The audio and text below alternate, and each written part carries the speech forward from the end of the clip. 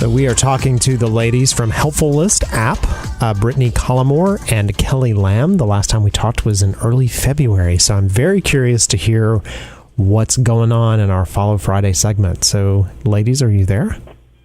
Good morning. Good morning. Yeah, it is very morning for you because you guys are on the West Coast. So tell me a little bit about what's going on with your app, and remind the listeners what it is, because I'm certain they heard, but in case they don't know what Helpfulist app does, tell them what that is and then what's going on.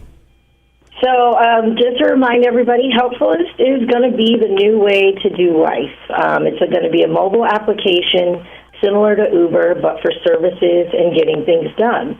So the app will use location-based technology that will allow your users to be able to, within just a few clicks in the app, request someone that we call go-getters to complete a service for them. So cleaning your house, running your errands, delivering dinner that you want delivered for the family, personal training, yoga, all of that will be in our app. And every time you talk about it, I want it in Atlanta now, because I'm one of those do it for me kind of guys. So yes, right. So tell me what's been going on. What's your progress so far in the last couple months? We have been really busy lately. Our CTO is currently creating the new version of the platform, our MVP, and that will actually allow you to be able to see the restaurants and stores that are in your nearest proximity. So if you're out of town, maybe you don't know what's around you, you'll be able to see the nearest things to you and be like, well, there's a Chinese restaurant, maybe I want that. Or maybe I want something from across the way, and I'll be able to go and have someone get me milk. So that's awesome. And then also we've been doing some pitches lately. Brittany, you want to talk about the pitches? Yeah, so we are deep into pitch mode, working really hard to get funded. Earlier, I'd say probably late January, we did a pitch to one of the business development executives at 500 Startups. We also pitched to two private investors, two of the owners of some local tech companies in Fresno. And then earlier this week, we pitched at a event called Launch 559, which is for an incubator, to over 30 investors that were there looking to invest in local technology companies in the Central Valley.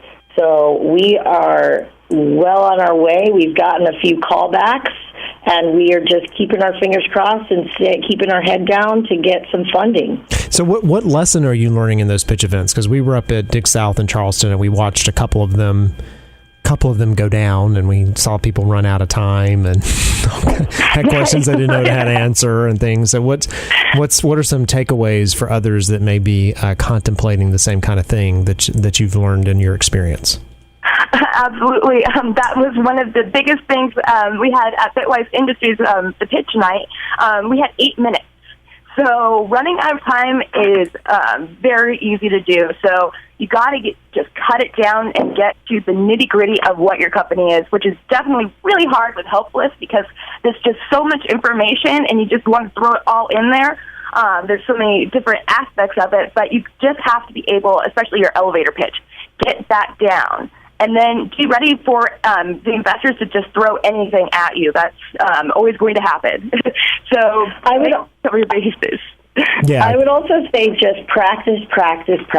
So Kelly and I have practiced with each other. We've gone in front of other individuals in the community who are, poised as community representatives to help small businesses and to get ready for this type of thing.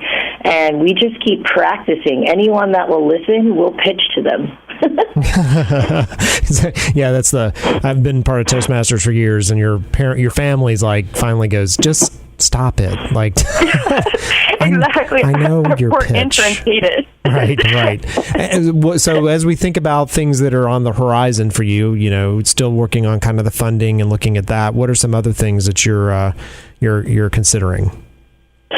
Yeah, so some of the other things we're looking at, always having a plan B and a plan C. So as we are working on funding, we're continuing to have our CTO developing the platform, and then have put together a plan of how we plan to invest our own money to potentially hire some additional resources to help him to get the platform going. I mean, at the end of the day, if we don't get all the funding that we need, we still need to at least be able to have a minimal viable product to be able to move forward to the market.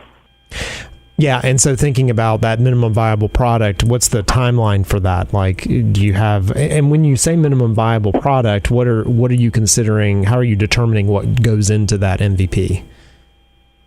So on the MVP, definitely we are just trying to get everything that is necessary to be able to get the platform, the very basic platform up and running, to get the users and go-getters connect to one another.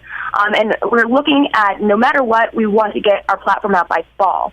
But if we just want to make sure that it is at least clean and a very decent, a decent app to be able to put onto the market for our users.